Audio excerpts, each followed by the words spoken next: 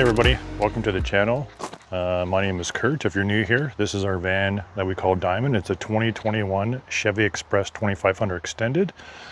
This video here I'm going to show you guys, I'm going to go through a full electrical walkthrough from the outside to the lights to the solar panel, how it's wired. We'll go underneath the hood, we'll show you the battery we have going on in there with all the wiring.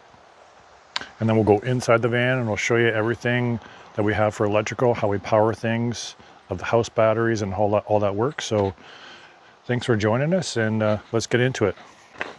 First thing I think I'll show you guys is what we got going on the roof.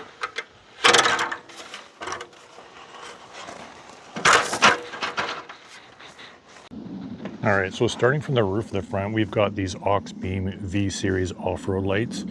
I got both the amber and the clear. These are kind of cool because they have DRL, so they have driving lights on the side as well that illuminate. On the clear, it illuminates amber on the side as well. So I've got the all the DRLs hooked up to one switch, and then the two clears on another switch, and the ambers are on another switch, which is going to be an aux beam switch panel, which I'll show you in a little bit here. It's inside the vehicle. They're attached to the Rhino rack. Then we have the Renogy 195 watt solar panel, and I'll show you on the other side there, but it's coming through an entry gland through the roof.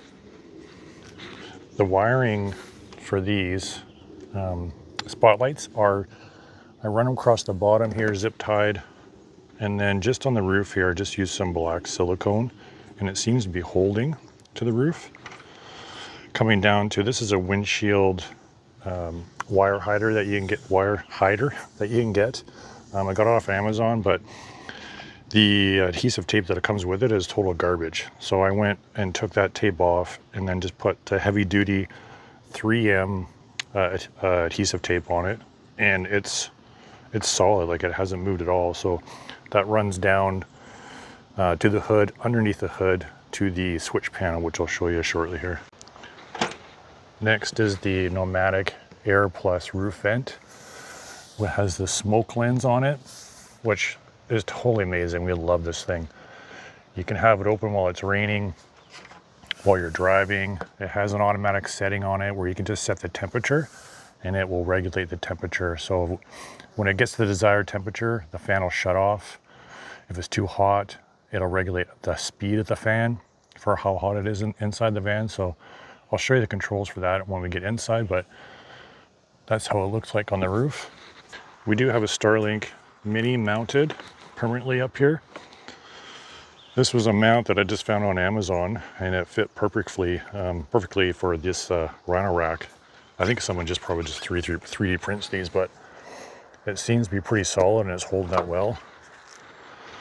All the cabling is going into this scan strut roof entry gland. And it's customizable, so there's actually room for some more wiring in there, so that one's really good. The solar is actually running into more of your basic entry gland right there through the roof. But again, all the wiring is kind of held onto the roof with some silicone, and it seems to be holding well.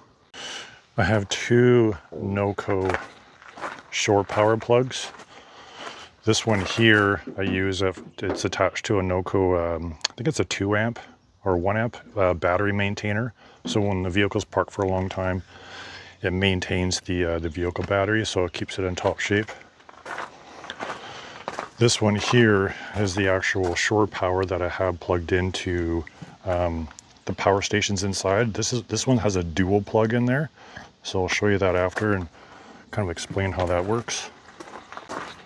In the front of the hood here are these 3-inch V series as well from aux beam. So they've got the driving light and then the amber, and they actually put off an impressive amount of light, and I really like that amber function there for the driving light on the sides, and that wire as well just tucks in underneath the hood.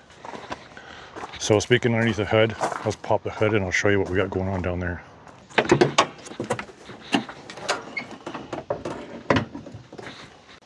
Okay, so underneath the hood I got the wires running from all the off-road lights across here, also down here, And then we get to the battery. So I just bought, this is a brand new AC Delco Gold Series battery made for these vans. And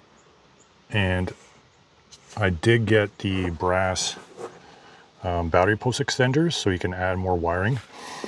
Because what I had to do, because I've got so many different wires running through here, is I bought these Vgate series battery terminal distribution blocks. So there's a positive and a negative. That way you're not running all of your battery cables on top of each other, and it can get pretty messy. So this actually makes it a really good job of keeping it organized. There's that NOCO, 2 amp battery maintainer down there. I have here, so on this distribution block on the positive side, so there's the BLUETTI Charger 1 power cable, and then there's the negative cable, and that runs through the firewall, which I'll show you where that's mounted inside. You may notice this power cable is pretty thick. So what I did here is, I don't know if we can see, kind of see in there, just kind of poke it in there. The van came with a 105 amp alternator. You can almost see it in there. Right in there. So it had a 105 amp alternator, which is not enough for what I wanted. So I had the guys at Van Toys Off-Road, they installed the 220 amp AC Delco alternator. So they did the big 3 wire upgrade. So that's why they've got this much heavier duty gauge wire running, the power wire running from the alternator to the battery, which is also fused with the 200 amp A&L fuse here running to the battery. They also did the 3 ground wires, or 2 ground wires, can't remember. They updated 2 or 3 of the ground wires as well. On top of the battery here is the aux beam switch panel. So what that does is, for all the accessories, instead of having to run multiple wires into the firewall to a switch inside the van, you run 1 power wire from the switch panel inside to here, and then you run all of your accessories into here. See if I can pop this open. So underneath the cover there, these are all fused with relays for each of the switches. So I've got all the lights running to each one of these terminals, and then the main power and ground. This is also fused. I don't know if you can see there, right there. Yeah, so the aux beam switch panel comes with a fuse, so you can flip that on or off to shut off power if you're working on this. And then I've just got it velcroed to the top of the battery right now, because there's not a lot of room to actually like physically screw this in somewhere, but it seems to hold and it's fine. So that's pretty much it for underneath the hood for the upgrades. I've also got everything labeled with some labeling wire to make it easier to kind of quickly see what goes where, but very happy with those distribution blocks. And if there's anything that you see in here that you're kind of interested in looking at more, I'll leave the descriptions for them down below. Sorry, the Amazon links for them down below in the description, just so you can check them out yourself or buy them if you want. All right, inside the vehicle. Hey, rubies. I have the 6 panel or 6 gauge panel, 6 switch panel, I guess you would call it, 6 gang. This is the aux beam 6 slim. So it's very slim, and then it has 6 different switches. So I have I forgot to show you that. Oh, there's a light bar actually. It's in light bar, I'll show you that in a second. So these are the driving lights, roof lights, the hood lights.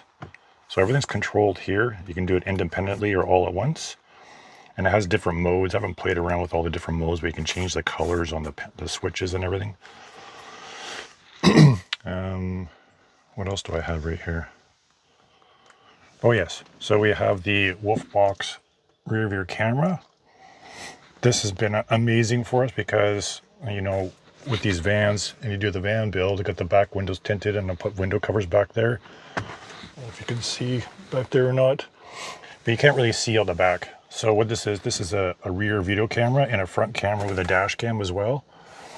so I can see everything that's behind us. So these wolf boxes are amazing. What I forgot to show you was this light bar. So underneath and behind the grill, there's a hidden 20-inch light bar as well. So that's kind of cool. It's really bright actually for what it is, but it's nicely hidden in there. Then we get into the main part. So right away on the side here, I have switches. So that's the accent LED lighting for the ceiling, and then the other switches for the pod lighting. So we have 6 pod lights and 2 accent LED lights, independently controlled. We have a little charging port here for USB A and C. We have 2 switches here. So these are for porch lights. So this one does this side, and then there's another one directly on the other side of the van. They're also color lights too. So you can switch from amber to clear. So that's nice to keep the bugs away. The kitchen, we do have a Iceco 55-liter APL fridge freezer combo, which is really nice. So it's 12-volt powered by the power stations. I'll show you in a second. We also have a Webasto Airtop 2000 heater, which Ruby's bed is right at the exhaust, but this thing is great. You can control it through your Bluetooth app or the actual manual control right there on the switch itself. We have more lights in here as well. So there's more under cabinet lighting for the main kitchen counter. Each of the drawers, we've got these cool cordless. These are just battery operated motion control lights. So I have those in each of the drawers, which makes it nice when you're opening and closing. This side we also have another switch for some more nice under cabinet lighting on that side, which those drawers we mainly use for clothes and whatnot. Here is the controller for the roof vent. So you can set that's for auto. So right now it's set for 20 degrees Celsius, but you can change the temperature 19, 18, and as you change the temperature you want it cooler, it increases the fan speed. But this can draw air in or draw it out. So I mainly draw it out because it'll draw in the air from that window when it's cracked and then draws it out from the fan this way. This fan also has a built-in light as well there. And it's cool because you can close this. So you can close off all the light coming through, but yet there's vents on either side. So there's still can allow airflow. This little white box right here, that is a carbon monoxide detector. It's a little portable one. We got that in there just because of that heater. You just want to be safe. Right on the side here is a 12-volt Sirocco fan. This thing pushes a lot of air and it only draws like a couple watts. It's very minimal. Has 3 speeds.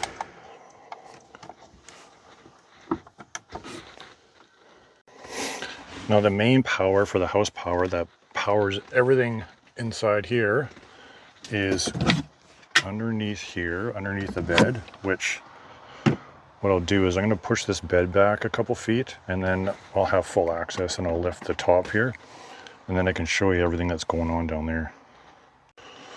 All right, I got the bed pushed back. Before I'll show you that though, I also have on the side here, this is the Starlink Mini switch. So it's just on a toggle switch. We want to have it on or off. This is an AC plug. So if we want to plug in like we have a kettle and a coffee grinder or whatnot. And then this is a charging port with a USB A and a USB C, which we can turn off and on if we want to. Then underneath the bed, each side lifts up.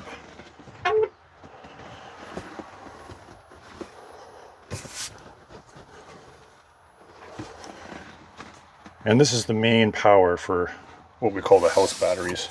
So we have a EcoFlow DELTA 2 Max, which this one we leave dedicated to run the fridge. It's a 2048 watt hour power station. Then we have the DELTA 3 Max Plus. It's another 2048 watt hour power station, and it powers everything else that I have shown you here in the van. I've got it hooked up to expansion battery. So this is the expansion battery for this power station, and it adds even another 2048 watt hours. I'll put the totals up here on the screen so you know, and what these are actually called. And then, so how it powers it all is the DELTA 3 Max Plus. You can see down there, has a 30 amp Anderson, DC Anderson output on it. So I run a Anderson plug from the power station to a BLUETTI 12 volt fuse panel, and then all of the accessories, all the lights, the heater, what have you, are all plugged into here and fused. Then the NOCO shore power plug I was showing you on the outside of the van has two plugs coming in, so each one of them is plugged into the power cords for each power station. So this one's plugged in, that one's plugged in. Now I will tell you, because these power stations, when they're plugged into a regular outlet, an AC outlet, they can draw upwards of 1800 watts each. And if you plug them into the one plug, which is a 15 amp household power supply, it's going to blow the breaker. So you go into the EcoFlow app, and you can actually select how much charging wattage that you want for each. So I've got these dialed right back. I think I've got them dialed back to like 600 for one and 500 for the other. So it keeps it low enough that it's not going to blow any breakers. And we have the BLUETTI Charger 1. So this is a DC to DC charger. So that was the, I showed you the power cords running from the battery under the hood. And then they run back through here, directly through a breaker, and then that breaker runs to the Charger 1. So the vehicle is going to be parked for more than a couple days or a day or so. I can just physically turn that breaker off, which is off right now. And then when I'm back on the road, I can just flip that breaker, and then that powers up that BLUETTI Charger 1. So when the vehicle's running, this can charge the power stations with up to, I think I got it set for it can do, I think, 560, around 560 watts. I think I have mine set for 500 watts, and I normally keep it plugged into the DELTA 3 Max Plus. So that charges the DELTA 3 Max Plus and its expansion battery. Whereas the DELTA 2 for the fridge, I just keep the solar panel plugged into that one, and that seems to keep this one topped off, no problems at all. And then everything else that we power can get charged up when we're driving. We also have in here, so this is a voltage, I guess you call it a voltage upper, sort of a voltage regulator. So the Starlink Mini can run off a 12 volt, but you need to step up the voltage on it. So this is a voltage step up. It goes from 12 volt to 30 volt. So it keeps that voltage high, so the Starlink doesn't keep cutting off. So that's, some people were wondering why you can't have a Starlink plug directly. It can run off a 12 volt, but it just has to be managed correctly. So this little unit right here, you can buy on Amazon. I'll leave a link down in the description if you want to see it, but there's the actual power cable that comes from Starlink, and you plug it into there, goes through that, steps up the voltage, and then it works totally fine. We also have a 12 volt cigarette lighter accessory plug here, just in case we needed to use it. And this is mainly, actually, it helps if run into a situation where, if for some reason that this is running dry, the one that's dedicated to the fridge, I can just unplug it from the back of there, plug it into this 12 volt power source, and then it is going to get powered by this power station here, the DELTA 3. On the front of the DELTA 3 is where I have an AC plug. So this is just the electrical cord that runs up and along, and that powers this AC outlet right here, your household outlet. So I can either turn it on by pushing this button here, or I just go into the EcoFlow app and I can, on my phone, and I can just turn it on and off that way. Now, some of you might be wondering, like, why did I go with portable power stations instead of some like dedicated batteries? Well, I guess for a couple of reasons. One would be just to keep it simple. I didn't want to have this full-on, you know, elaborate house battery system with wires and a separate inverter and then a separate MPP solar charger. It was just going to be too much. And then secondly is having a portable power station. If I need to, I can just pop these out of the van, bring it into the house if we have a power outage in the house, and I can run all the appliances in the house. So it's pretty versatile. You know, like you have your inverter, your solar charger, all the wiring is all in one into one power station, and it just keeps it super simple. I mean, the only complicated thing, and it's not even complicated, is just you have one power cable coming from the power station to power your main fuse box, and then everything else goes into the fuse box. So, I mean, that part's pretty simple. But if I ever have any issues, I can swap out power stations from one to the other if I have to. And it just keeps it more versatile, and just for me anyways, it just keeps it simpler in my head anyways. I mean, I'm sure those other systems with, you know, dedicated lithium battery systems and all the wiring, and it's probably more simpler than it seems, but for me anyways, this keeps it simple. The only other thing I don't think I showed you was I do have a reading light back in the corner there. And also there's another little USB-A and USB-C right beside the bed there underneath the window for charging as well. But other than that, I think that is pretty much it, you guys. If you have any questions, let me know and I'll try and answer them as best I can. But that is our electrical setup for the van, and we're pretty happy with it. So I think that's everything, guys. I hope that is helpful to you at all. If you're looking at building your own camper van and you're thinking like the electronics can be a little bit too scary with a whole huge electrical system, I hope that kind of inspires you. It can be simple or as complicated as you want. But if you have any questions, leave them down below and I'll try and get to them. And thanks for watching.